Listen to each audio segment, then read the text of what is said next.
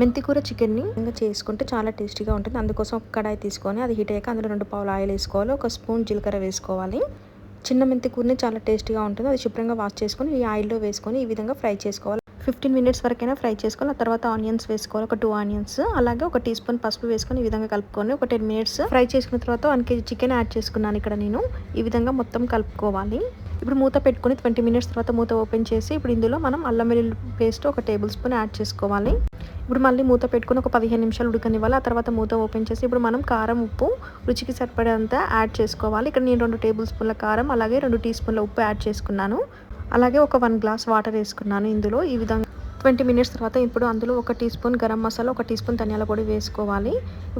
5 minutes తర్వాత మూత open చేసి ఇప్పుడు అందులో కొత్తిమీర యాడ్ చేసుకోవాలి.